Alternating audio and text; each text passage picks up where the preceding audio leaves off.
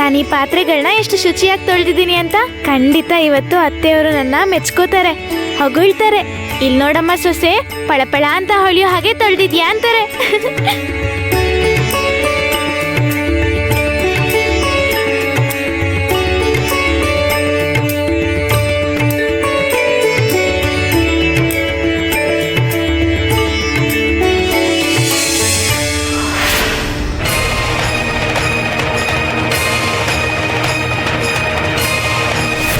ಇಷ್ಟ ಬೇಗ ಎಲ್ಲ ಪಾತ್ರೆಗಳನ್ನ ತೊಳೆದ್ಬಿಟ್ಲಾ? ಹಿತ್ತಾಳೆ ಪಾತ್ರೆಗಳೆಲ್ಲ ಪಳಪಳ ಅಂತ ಹೊಳಿತಿದಾವೆ. ಸಕ್ಕು ಇಷ್ಟು ಚುರುಕಾಗಿ ಮನೆ ಕೆಲಸ ಮಾಡಿದ್ರೆ ಇನ್ನು ನನ್ನನ್ನು ಯಾರು ಲೆಕ್ಕಕ್ಕೆ ತಗೊಳಲ್ಲ, ಬಿಡೋದಿಲ್ಲ.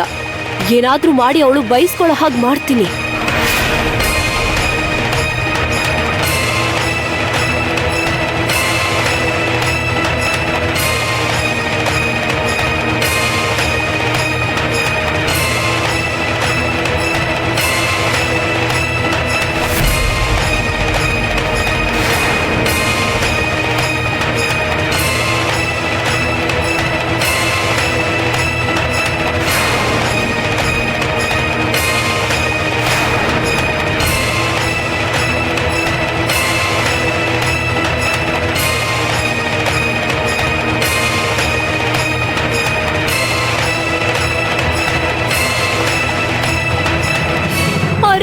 ನಡೀತಿದೆ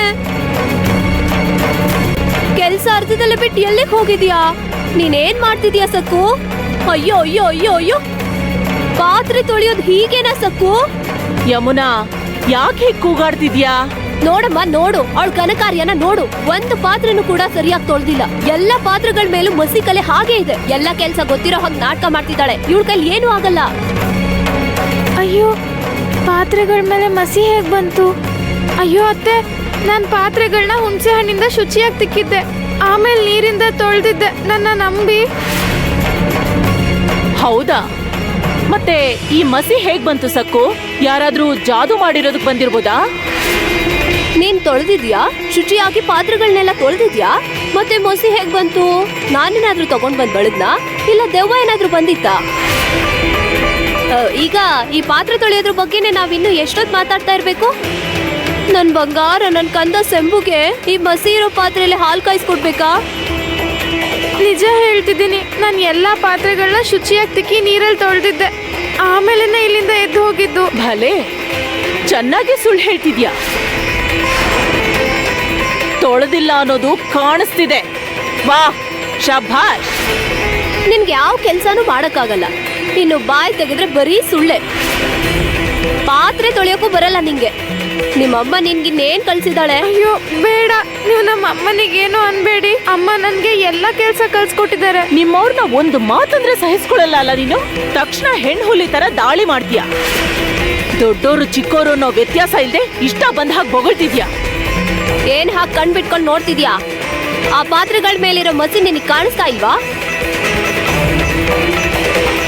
ನೀನೇ ತೊಳಿತೀಯಾ ಇಲ್ಲ ನಾನ್ ತೊಳಿಬೇಕಾ? ನಿಂತ್ಕೊಂಡು ಸಮಜಾಯಿಷಿ ಕೊಡೋದ್ ಬಿಟ್ಟು ಪಳ ಹೊಳಿಯೋ ತರ ಪಾತ್ರೆಗಳನ್ನ ಚೆನ್ನಾಗಿ ತೊಳಿ. ಮನೆ ಕೆಲಸದಲ್ಲಿ ತಾತ್ಸಾರ ಮಾಡಿದ್ರೆ ನನ್ಗಿಷ್ಟ ಆಗಲ್ಲ. ಬೇಗ ಬೇಗ ಮಾಡು.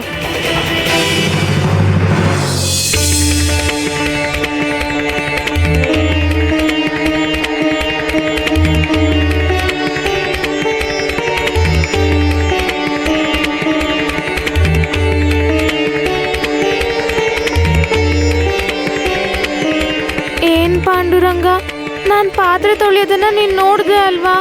ನಾನ್ ಕಷ್ಟಪಟ್ಟು ಪಾತ್ರೆಗಳು ಹೊಳೆಯೋ ರೀತಿ ತೊಳೆದಿದ್ದೆ, ಆದ್ರೆ ಇವ್ರು ನೋಡಿದ್ರೆ ನಾನ್ ಸುಳ್ಳು ಹೇಳ್ತಿದ್ದೀನಿ ಅಂತಿದ್ದಾರೆ. ಬುದ್ಧಿ.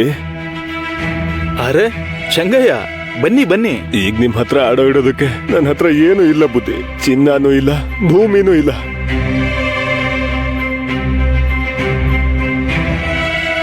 ನನ್ನ ಹೆಂಡತಿ ಕತ್ತಲಿರೋ ತಾಳಿ ಸರನ್ನೇ ತಗೊಂಡ್ ಬಂದಿದ್ದೀನಿ. ಎಷ್ಟು ಬರುತ್ತೋ ಅಷ್ಟು ಕೊಡಿ.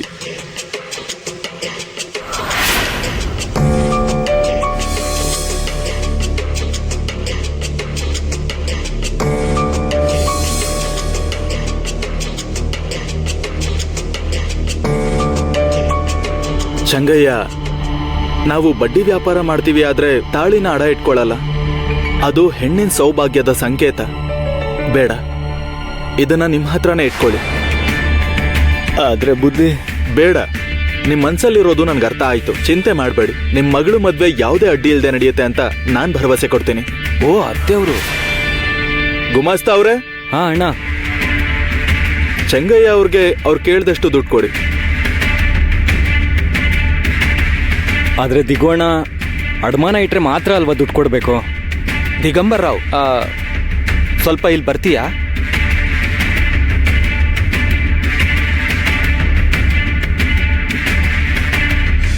ಆ ಕಡೆ ಹೋಗೋಣ ಬಾ. ಏನಾಯ್ತು ಬಾಬಾ ಅವ್ರೆ? ಹೇಳ್ತೀನಿ ಬಾ. ಅರೆ ದಿಗು, ನೀನ್ ಏನ್ ಮಾಡ್ತಿದ್ಯಾ? ಯಾವುದೇ ವಸ್ತು ಅಡ ಇಟ್ಕೊಳ್ದೆ, ತಪ್ಪು ವಸ್ತುನ ಅಡ ಇಟ್ಕೊಳ್ದೆ ಈಗ ಸಾಲ ಕೊಡ್ತಾ ಹೋದ್ರೆ ದಿವಾಳಿ ಆಗ್ತೀವಿ. ಪರವಾಗಿಲ್ಲ, ಅಳಿಯಂದ್ರು ಬುದ್ಧಿವಂತ್ರೆ. ಎಲ್ರಿಗೂ ಹಾಗೆ ಕೊಡಲ್ಲ ಅಲ್ವಾ? ಅದು ಚೆಂಗಯ್ಯ ಅವರು ತುಂಬಾ ವರ್ಷದಿಂದ ಪರಿಚಯ ಇರೋರು, ತುಂಬಾ ಗೊತ್ತಿರೋ ವ್ಯಕ್ತಿ. ಅಷ್ಟೇ ಅಲ್ಲ, ಅವರು ತುಂಬಾನೇ ಒಳ್ಳೆಯವರು. ಅಂತ ವ್ಯಕ್ತಿಗೆ ಸಹಾಯ ಮಾಡಬಾರ್ದಾ? ಅದೇನೋ ನಿಜ, ಮಾನವೀಯತೆಯಿಂದ ನಡ್ಕೊಳ್ಳೋದೇನೋ ಸರಿನೇ ದಿಗು. ಆದ್ರೆ ಇದು ಬಡ್ಡಿ ವ್ಯಾಪಾರ. ನಾನ್ ನಿನಗ್ ಕೊಡೋ ಸಲಹೆ ಏನಂದ್ರೆ ದಿಗು, ವ್ಯಾಪಾರದಲ್ಲಿ ನೆಂಟಸ್ತ್ಗೆ ಸ್ನೇಹ ಇದ್ಯಾವುದನ್ನು ನೋಡಬಾರ್ದು.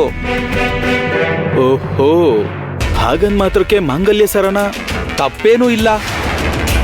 ವ್ಯಾಪಾರ ವ್ಯಾಪಾರನೇ, ಭಾವೋದ್ವೇಗ ಇರಬಾರ್ದು. ನ್ಯಾಯ ನೀತಿ ಅನ್ಕೊಂಡ್ರೆ ಆಗಲ್ಲ. ತಗೊಂಡಿರೋ ಸಾಲ ಹಿಂತಿರುಗಿಸಲ್ಲ. ಅದೆಲ್ಲ ಸರಿ, ಅವ್ರು ತಗೊಂಡ್ ಬಂದಿದ್ ಇದೇನಾ?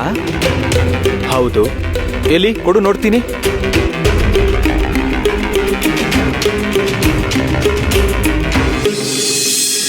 ಇಲ್ಲಿ ನೋಡು ದಿಗೋ, ಇದಕ್ಕೊಂದು ಒಳ್ಳೆ ಪರಿಹಾರ ಇದೆ.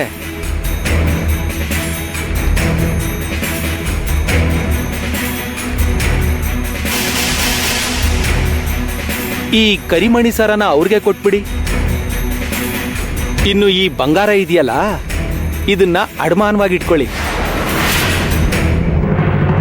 ಹೀಗೆ ಕಠಿಣವಾಗಿರ್ಬೇಕು, ಕನಿಕರ ಇಟ್ಕೊಳ್ದೆ ಮಾತಾಡ್ಬೇಕು. ದಿಗು ತರ ನ್ಯಾಯ ನೀತಿ ಅಂದ್ರೆ ಆಸ್ತಿ ಪೂರ್ತಿ ಕರಗ್ ಹೋಗುತ್ತೆ. ಮನೋರಮಾ ಅವ್ರೆ, ಹಾ? ಬಾಬಾ ಅವ್ರಿಗೆ ನಿಮ್ ಮೇಲೆ ತುಂಬಾ ಕೋಪ ಬಂದಿದೆ. ಅಯ್ಯೋ ದೇವ್ರೆ, ಕಾರಣ ಏನು? ನಡಿ ನಾನ್ ಬರ್ತೀನಿ. ಬನ್ನಿ.